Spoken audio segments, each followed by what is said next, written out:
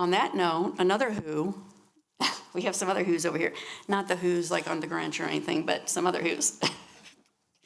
Another team that we could not do it without. I mean, I'm a CPA, I have my MBA and all of that, but municipal financing and bond attorney closing on bonds, it's a special skill set that I'm glad that I have a team that we went out to bid and hired these teams early on in the process before we started Prop 2019. And they dot our I's and cross our T's for us. And there's ongoing compliance, not just when you issue a bond, you've issued the bond and you're done. There's annual compliance. There's things that we have to do. They help us monitor how much interest you earn, because on bonds you can only earn so much interest because you're not going to borrow money to make money on it. So without this team and these who's, I couldn't do it. And they have their eyes out for our board and all of our taxpayers. So I'd like to welcome you guys up. And they're going to do a very quick, I know this could be boring, the financing part, but I got to go first. So you guys want to sit there? That's fine. Talk about this section. Do you introduce yes, I will introduce the company? Yeah. We have Jason Terry and Hannah. I know you got married and I can't remember your last name. Snyder. Hannah Snyder, that's right. I want to say it wrong. Hannah Snyder. Hannah's from Piper Sanders, which is our municipal financial advisor. Yep. And then Todd is not here, he's another one. Jason Terry is from Gilmore Bell, and his kids use our campus a lot playing ball and everything, so he sees, wow, this is what you spent your money on, and his boys like it. So go ahead, guys. Okay, I think I'm first. So again, I'm Hannah Snyder with Piper Sandler, and we serve as the district's financial advisor. So we basically help the district come up with financial plans to fund the capital improvement projects that were just discussed. The financial advisor does have a fiduciary responsibility to the district, and it's the only party that is part of the bond issuance process that has that responsibility. So any advice we're providing is always in the best interest of the district, and we always go through multiple solutions and options to ultimately match the district's long-term and short-term goals. So some other added benefits of a financial advisor is that when you do have a financial advisor involved with the bond issuance process, you're adding competition and transparency to the whole process. That's kind of a very high level of the benefits of a municipal advisor. So going from there, I'll kind of talk about how it adds competition. And one example is the method of sale that we actually sell the bonds.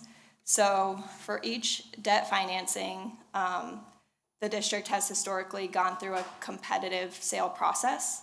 So all that means is that when we're ready to price the bonds, we send out the information about the debt to all bond underwriters and market investors and market participants all across the country.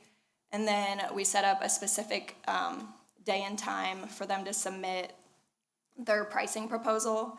And then we simply just select the lowest cost of funds. So it's a combination of interest rates and their fees. And so we just select the underwriter that's going to give the district the lowest cost of funds.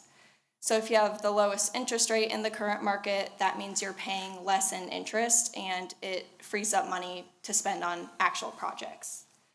So that's just one example of the added competition, and as you can see, that would also be a transparent process in how you're selecting the bond underwriter for these debt issuances. I think I'm on actually 2 more slides.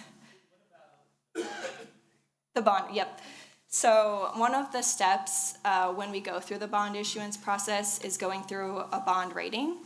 And that is just essentially kind of like a credit number for the district. So the top bond rating a municipal entity could have is AAA. And then the next best category is AA, which is what the district is in.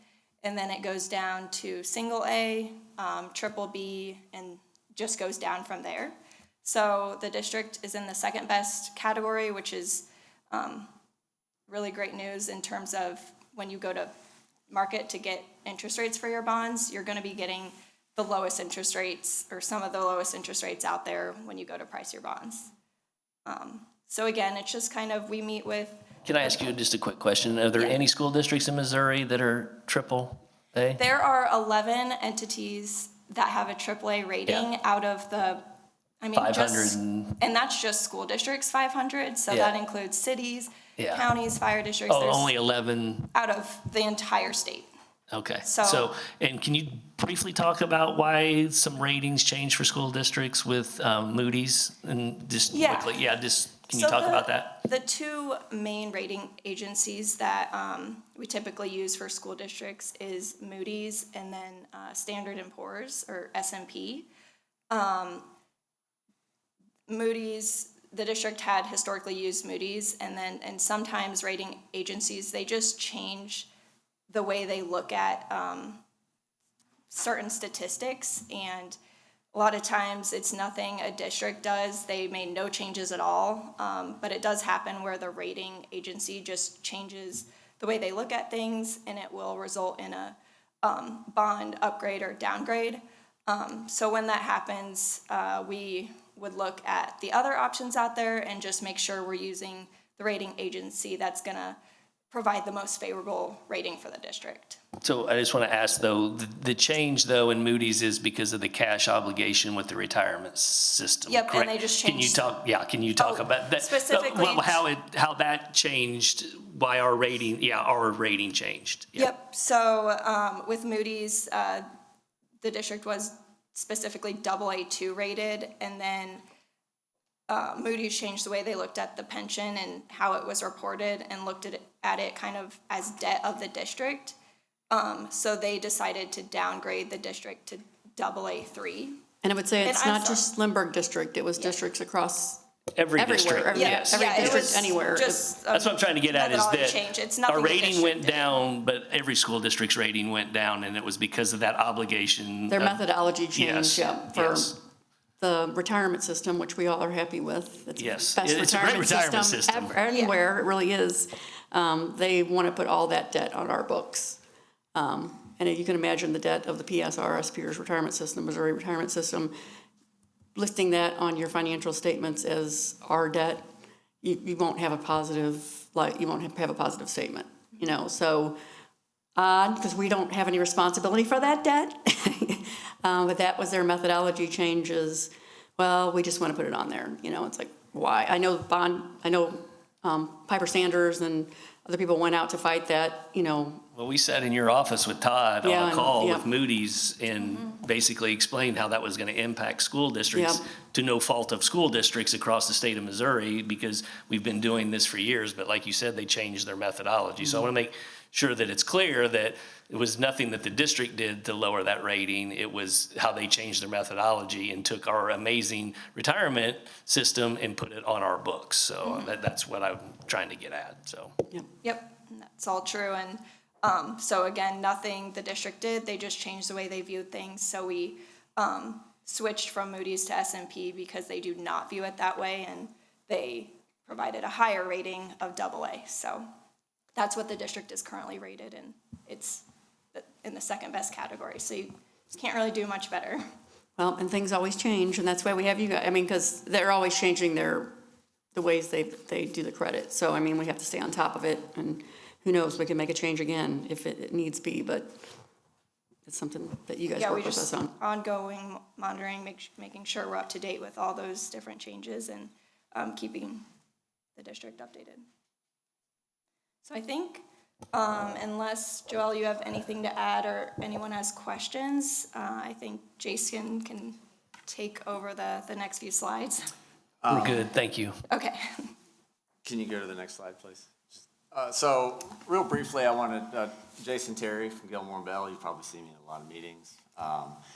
And you can thank me for the huge board packets that include a 40-page bond resolution and all the other documents. what I wanted to briefly discuss was the two main financing tools that school districts have at their disposal, which is general obligation bonds and lease financings, which is kind of a broader category. I suspect you're all fairly familiar with general obligation bonds, given that the high school was just funded with general obligation bonds, that the school district's gonna go back to the voters in April for another issue of general obligation bonds. They are payable from a dedicated property tax.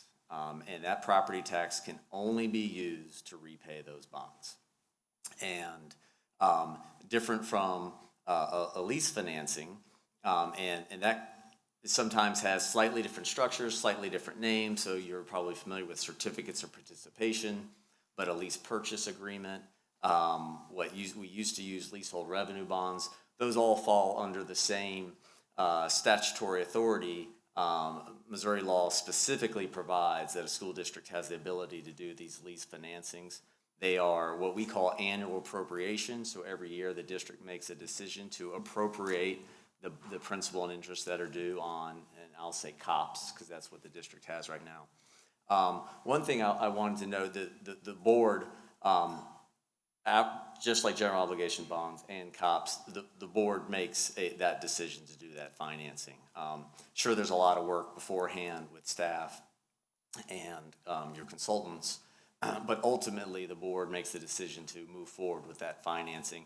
And that's the case with general obligation bonds. While there is you go to the voters approve it, there will be a time when we'll be before you with a bond resolution to issue the general obligation bonds, and that will include the particular sale terms of the bonds. And that's the same with COPS. The board makes the decision to approve a COPS financing, and I believe, and correct me if I'm wrong, that the district has also used a competitive sale process for the COPS, not just the general obligation bonds. Not everyone does it that way. A lot of COPS are sold via a negotiated sale, but Lindbergh has made the decision to keep that transparency process they have in place with the general obligation bonds and sell those COPS via competitive sales. Yep. Okay, all right. So my memory is not what Hannah's younger than me, so her memory's great. So before I really bore you about what a bond attorney does, are there any questions about the two financing tools that the district has? I have a question. So when we go out for a bond and it gets approved, we don't just get the money. We have to actually sell these bonds in order to get the money, and then we can choose the timing in which to do that. We don't have to do it all at once. It is a two-step, well, it could be more than, but it's a two-step process, you're right. The voters, for general obligation bonds, in April, the voters will approve your bond issue, and it's sometime after that, the board will make a decision to issue what may be all of those bonds or a portion of those bonds. So I don't remember the number offhand, but let's say $50 million of bonds. Maybe you don't need all 50 million in May of this year, so you issue 25 million. Well, we would come to the board with a bond resolution for $25 million of bonds, and that's what would be issued at that time. And that's the point that you have incurred that debt. And so the vote in April is just authority to move forward with issuing the bonds. And Hannah and Todd help us with that strategy on what's the best way to do that. So that's why we have that financial advisor. And that segues to the next slide. I do not give financial advice. So we are attorneys, we're lawyers, I have never been invited to a career day. And so what I do is a little mundane. We draft a lot of bond documents. Everything that the district signs, whether it's the president, secretary of the board, or the superintendent, if it's related to a bond financing, we've either drafted it or reviewed it before it's signed. We help the district from the very beginning of a bond financing process. I'll use bond financing generically now to include COPS and GO bonds. From the very beginning to closing, and closing is that day you get the money, the day the money is wired to the district. As Joelle alluded to, there are some post-compliance requirements of the district, and we help the district with those. A a bond process includes a lot of state law, federal tax law, and state and federal securities law. And so we help with, to make sure that the district's in compliance with every aspect from top to bottom when it comes to a bond financing. And again, later this year, if you're issuing bonds, you will see a stack of electronic documents in your board packets, and we're responsible for those. So again, I apologize ahead of time if you're reading through those. But that's our role. At the end of a transaction, we give it's a bond counsel opinion, and it's that opinion that makes your bonds marketable. When you're marketing your bonds out in the market by a public offering or competitive sale, they want to know, a buyer wants to know that you have bond counsel, who that bond counsel is, and that you have bond counsel, and that they're going to give an opinion that says the district did everything they were supposed to do to issue these bonds. And on most of your bond issues, we also include an opinion that these bonds are tax exempt. Tax exempt, which you may be familiar with, allows you to borrow at a lower rate of interest. Okay, so if I buy a Lindbergh bond, I don't have to pay taxes on the interest I earn. And so because of that, I'm willing to accept a lower rate of interest because I don't have to pay taxes. If I go buy Coca-Cola stock, well, I got to pay taxes on that. I want a higher rate of interest. So that federal subsidy, if you will, we make sure that the district has done everything so we can give that opinion, and it's that opinion that will allow you to borrow at a lower rate of interest than if you were, say, Coca-Cola. Any questions? Any questions about being a bond attorney? I don't know if mine's about being a bond attorney, but I was hearing you say how, and this might be a question for you, but how you would get approval for the bond and then maybe only sell off part of it. Would the benefit of that just be about like market rate and interest available at that time, or what's the benefit of selling off part of it rather than all of it? There's probably a variety of different reasons you would do that, and it's all market dependent. We always also look at the project timeline.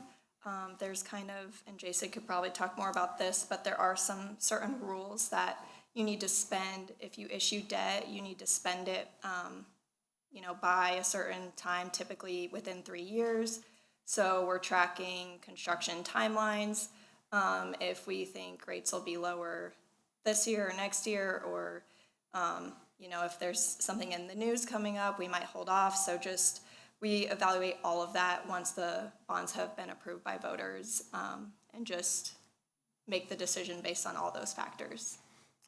Yeah, for tax exempt bonds, there's a 3-year expectation that you spend the bond proceeds. And if you don't need, you're also incurring interest cost on that. And so if you can't spend it quickly enough, it may be, and this is not my hat, this is Hannah's hat, it may be advantageous to wait and issue some of them later. But for tax law, we always, the expectation is to be spent in 3 years. As we've seen, things happen. Pandemic, I didn't want to say COVID, so the pandemic. A lot of issuers, with all the construction delays we saw over the last few years, issuers couldn't spend their bonds within 3 years, and that those things happen. But it's an expectation at the time of issuance. We had 2 sales, just so you know, on the last bond. We did 2 sales.